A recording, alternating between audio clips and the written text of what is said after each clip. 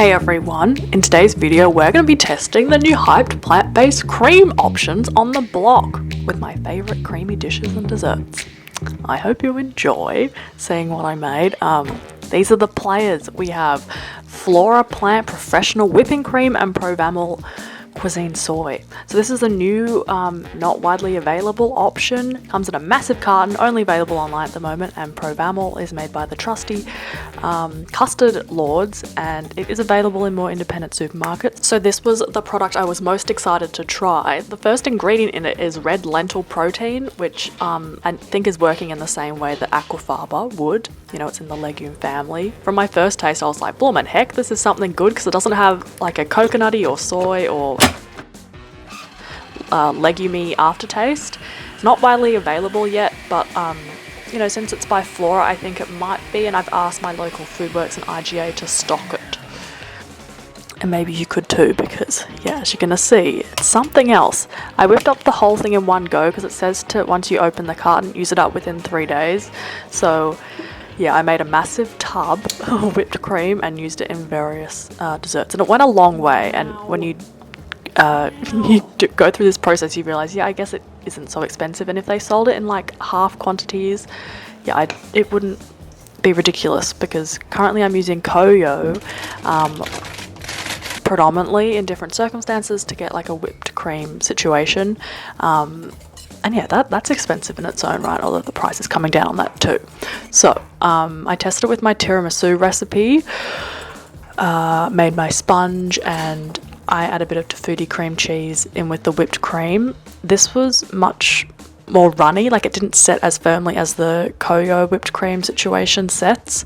I layered this with my sponge. The recipe's in my second cookbook, FYI.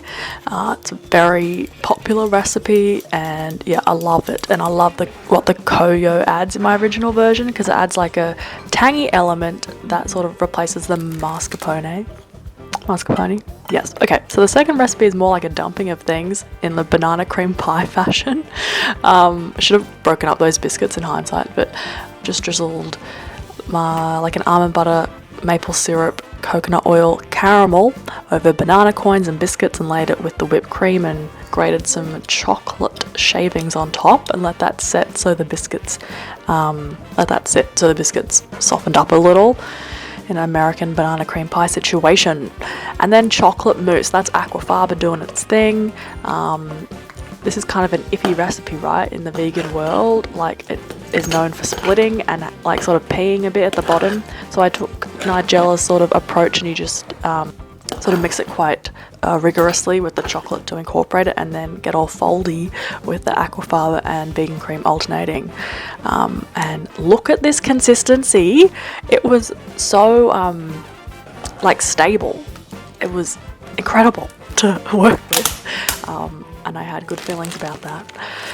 And then with the Provamel non-whipping but cooking cream, which is that smaller container, I wanted to make a potato gratin, which I haven't made in ages, and I made it a little rustically. Wouldn't do this the same way. I sort of used Margaret Fulton's recipe for reference, an Australian sort of cooking icon, passed away now.